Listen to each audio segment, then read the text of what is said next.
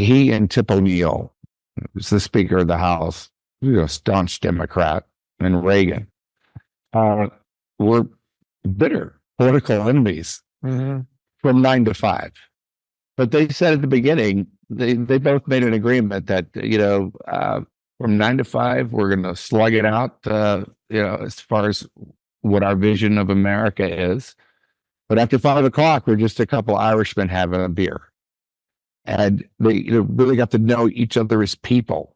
And that's where political change happens. That's where spiritual change happens. That's where we come together and united and we speak as one voice. That's what the founding fathers really intended. It was about compromise.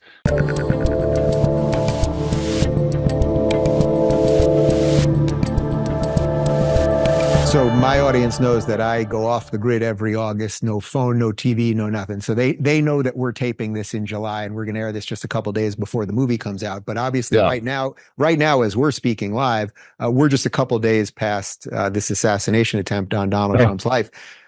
Dennis, believe it or not, I think my first memory as a child of any real event beyond just being in my house playing with toys or something was Reagan's assassination attempt. I think it was 1980. And I remember sitting on the couch. I was probably 4 years old watching that with my parents. And I very vividly can remember a sort of cartoon body that they showed on TV with a bullet going in and everybody explaining and my parents freaking out and my mom crying and all that. That must have, obviously you filmed this before what happened to Trump. But in light of recent events, I'm sure that's been kind of bouncing around in your head. Oh, yes. Everybody I remember the day Kennedy was shot, in detail. It's how vivid those memories are. And for all of us as Americans, we'll never forget what happened Saturday. It's a searing experience and how close we came to that same tragedy that, when John Kennedy was shot in 1963, and then Martin Luther King, and then Bobby Kennedy, this was all within 5 years. I think, it paralyzed us, I think, for at least 15, 20 years as a nation. It went a long way toward deteriorating our confidence as a nation. We had Watergate that was thrown in there, and people had a mistrust of government. And there was government conspiracy going on and stuff. And once again, the very kind of the same issues that were present then as they are now. Yeah, but luckily we got to not have to experience that kind of tragedy, and I really believe that was God's hand. Is it in the? It had to be. Is it in the movie, the famous moment? I think it was his first speech back from the assassination attempt when there was the loud bang in the back of the room, and what was his great line on? Yeah, missed me. It was just who missed me. Yeah, he missed me. I mean, even and he said it so dryly too. He just kept going on with his speech. Yeah. Is that in the movie? And the whole room cracked up because everybody. I think he probably saw. You don't see it there, but I think everybody in the room ducked. But him, he didn't even flinch. He said, "Well, he missed me that time." How long did you have to wait? How long did you have to work on the voice for that, and what you have to do with your throat and all that stuff? But that took quite a while. I was lucky. I had at least a year and a half, as it turned out, to prepare for the role. And, there's lots of stuff, like I said, on YouTube. And so in private, I would just started doing the voice. And then I just kind of lived with it. I just got to do it all day, not to, just to myself. And then to, kind of my family. And then, before I took it out there, because I didn't want it to be an impersonation. And also, the younger Reagan his voice is kind of way up here. That's because our voice changes throughout our lives. So getting all that right, and The other thing was Reagan's crooked smile, which was a little small detail, but I think had a lot to do with his personality and what was going on the inside. He had a crooked smile that, I think it had to do with from a fight or some injury or something in his life that damaged the nerves, not to be able to bring up both sides of the mouth. So this will probably be the hardest question. Obviously, this is not a hardball interview, but was there anything that you learned about him that you didn't want to bring to light? And I guess even asking you that in an interview is probably a ridiculous question to some extent. But when you were doing your research, was there something that you didn't want to show a certain way or something, or that you were happy maybe didn't make it into the script, something like that? No, no. In fact, I didn't want it to be a love letter. I did want it to be his life. I did want to be from his point of view. But he always was accountable to himself and to the American people as well for what he did. Was take Iran Contra, for instance, which is a very uncomfortable time.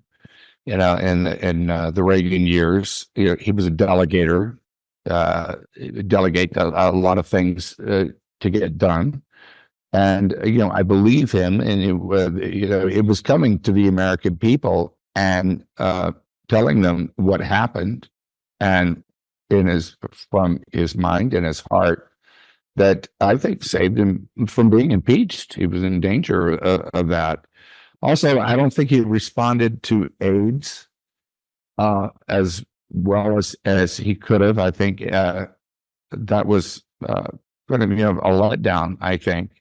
He did come to it was kind of that was a process, I think, for him, but his initial response was, I don't think was something to be proud of. And I think Nancy helped him a lot with that along the way. He did start the Log Cabin Republicans. Yeah. And, he was a lot more inclusive than I think people gave him credit for. And but I just wanted to, play him as a human being and not be political, like a political love letter at the same time, because that's not very interesting anyway. And it's not the truth.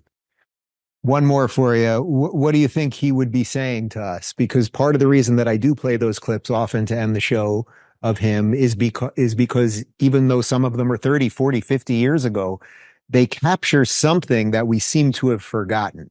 And it's something that I think we're both in agreement. We need to kind of reignite in this country. Maybe there's an opportunity with Trump right now, but what do you think he would make of just sort of the way things seem to be in this strange moment? He and Tip O'Neill, who's the Speaker of the House, staunch Democrat, and Reagan, were bitter political enemies from 9 to 5. But they said at the beginning, they both made an agreement that, from 9 to 5, we're going to slug it out, as far as what our vision of America is. But after 5 o'clock, we're just a couple Irishmen having a beer. And they really got to know each other as people. And that's where political change happens. That's where spiritual change happens. That's where we come together and united and we speak as one voice.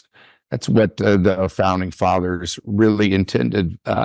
It was about compromise. Compromise was one of the first words that they talked about when it came to, the Declaration of Independence had be in the Constitution. Everybody had to compromise, and but it was together that we did it. And Reagan had a very special thing that he would say, that one of his staff made note of Tip O'Neill, that he was like kind of the enemy, and he said, well, he might be might be a 20% enemy, but he's an 80% friend. And you shouldn't throw the baby out with the bathwater when it comes to that. We could probably all use a little bit more of that. Well, I really Yeah, can't just wait. remember we're at least like 70% At friends. least Okay. I like that you lowered the percentage. Things are hot these days. That's good. That's Yeah. good. Well, Reagan is out on August 30th. I can't wait to see it. If you're looking for more uncensored opinions from today's thought leaders, check out our media playlist. And if you want to watch full interviews on a variety of topics, watch our full episode playlist, all right over here. And to get notified of all future videos, be sure to subscribe and click the notification bell.